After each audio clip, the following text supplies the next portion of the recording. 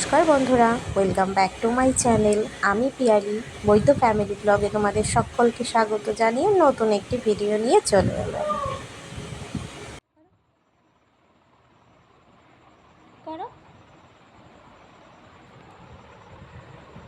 ওঠো, অনেক ঘুমিয়েছে। ওঠো, এবার ওঠো, তাড়াতাড়ি ওঠো বাবা, ড্রয়িংয়ে যেতে হবে। ওঠো মা, ওঠো বাবা। আর আর ঘুমোয় না। দেখো তুমি, দেখো কটা বাজে। ওই দেখো 7:15 বাজে। দেখো 7:30 বাজে, 7:15 না, ভুল বলেছি আমি, দেখেছো? তাড়াতাড়ি ওঠো মা, তাড়াতাড়ি ওঠো, ওঠো ওঠো ওঠো বাবা। চলো চলো মা, চলো ব্রাশ করে দিই, চলো। এইবার তো ধরে ফেলেছি, এইবার তো ধরে ফেলেছি। বিস্কুটটা খাইয়ে দে, মুখটুক পরে বস। তাড়াতাড়ি ওঠো, ড্রয়িংয়ে যেতে হবে।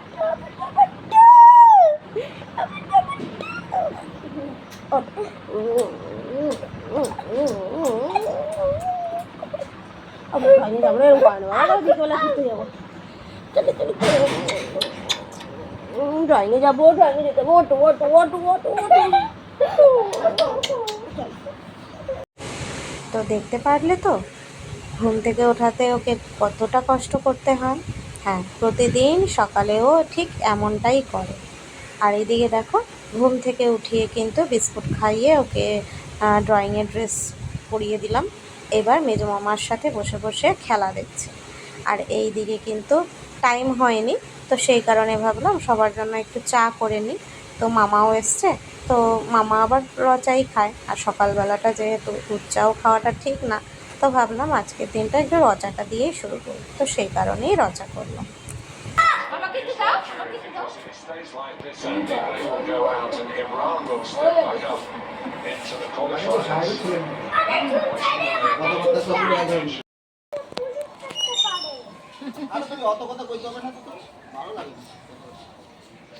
বাবা টাটা করে দে, টাটা করে দে।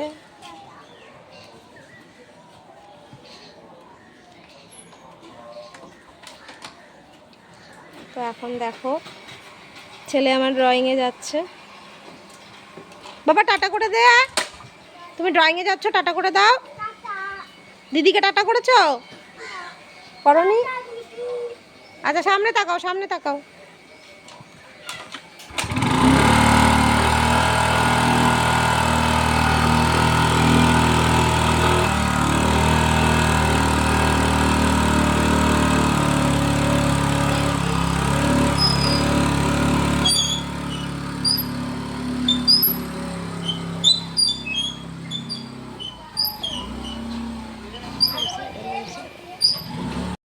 ছেলেকে তো বাবা ড্রয়িংয়ে দিয়ে আসতে গেল, আর আমি এদিকে আমার মেন কাজ সেরে নিলাম, স্নান।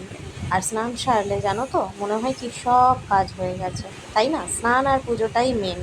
আর এইদিকে দেখো কতদিন শ্যাম্পু করিনি।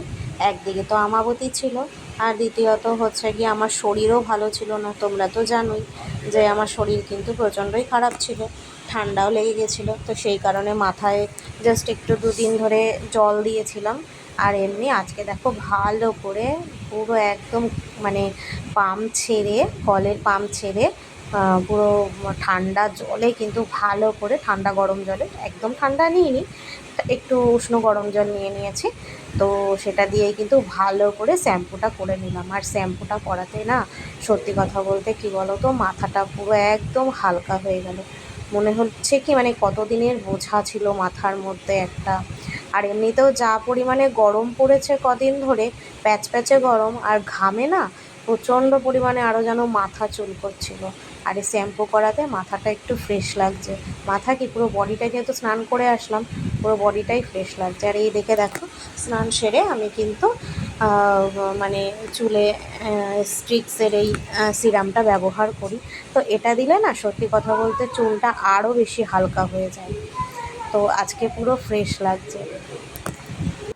তুমিও ওই মামা যে মন্টিকিউলার ফেন্সি না কি বলে ওইটা এনেছিল, আমার ওইটা দুটো খাওয়াতে পুরো একদম কমে গেছিল জ্বর টরগুলো।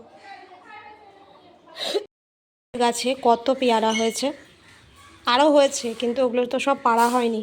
আর আগের বছর না জানো তো এই পেয়ারাগুলোই মানে ছোট ছোট সাইজের ছিল, কিন্তু এবছর দেখছি অনেক বড় হয়েছে পেয়ারাগুলো।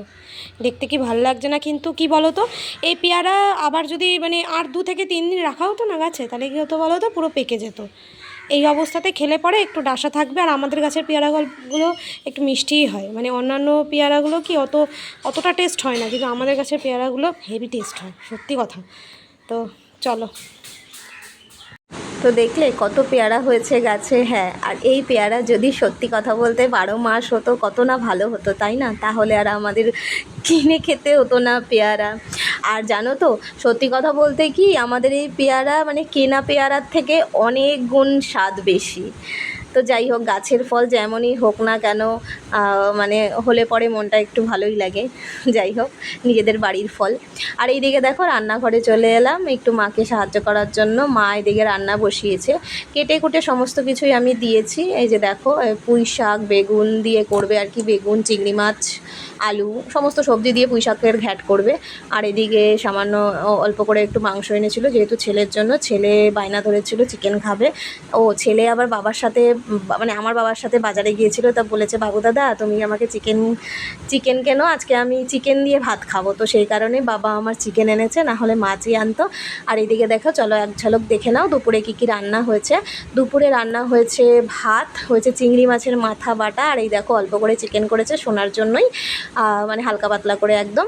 আর এইদিকে দেখো করেছে পুঁই শাক, এদিকে করেছে ডাল, আর এইদিকে দেখো করেছে তেঁতুলের চাটনি। আর ওই যে আমার বাবার আবদার, জানো তো, যতই মানে বারণ করা হয় না কেন, মানে বাজার থেকে ওই চিংড়ি মাছের মাথা, তারপরে চিংড়ি মাছ তো আনবেই, আর মাথাটাকে ফেলতে দেবে না, মাথা বাটা, তারপরে তোমার ওই পুঁই শাক, এই সমস্তই খাবে। পেট খারাপ হলেও সবাই রুগী, কিন্তু আমি রুগী, মা রুগী, এদিকে বাবাও রুগী, সবাই রুগী, তাও ওনার মানে তেলে ঝালে খেতেই হবে। তো যাই হোক, এইদিকে কিন্তু চলে এসেছে আমার সোনার পাপা।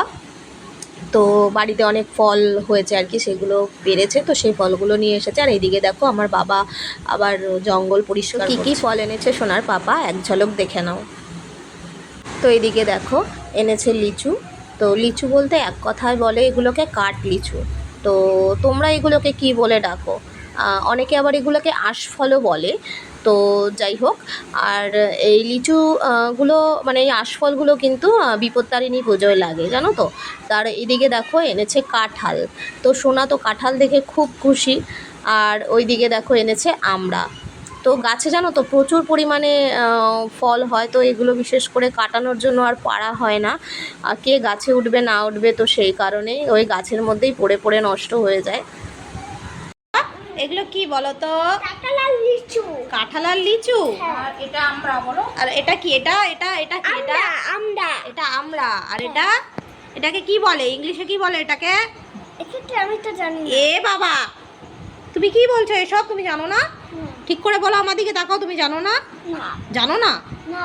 এ বাবা, কাঁঠাল ইংলিশ কি? কাঁঠাল ইংলিশ হচ্ছে। হ্যাঁ বলো বলো বলো বলো, মনে করো। কাঁঠাল কি? জ্যাকফ্রুট না? জ্যাকফ্রুট। ভুলে গেছো? যা। আর এইগুলো কি ফল দেখো তো, এগুলো কি ফল? লিচু ফল। লিচু ফল। তুমি ভালো খাও? হ্যাঁ ভালো চাই। আচ্ছা একটা খেয়ে বলো তো। আচ্ছা বলো তো, একটা খেয়ে বলো কেমন খেতে, বলো। কি হলো? আমি ওই কারণে বলেছি বাবা এগুলো ঘাটাঘাটি করিস না বেশি। তো দেখো তোমরা, এই যে আমার সোনা এখন খেয়ে বলবে কেমন খেতে।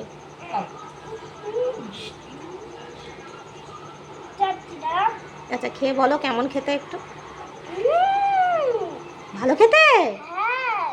এগুলো এগুলো কোথায় হয়েছে? পাপা কোথা থেকে এনেছে বলো তো, সবাইকে বলে দাও পাপা কোথা থেকে এনেছে এগুলো। কল্যাণী থেকে এনেছে।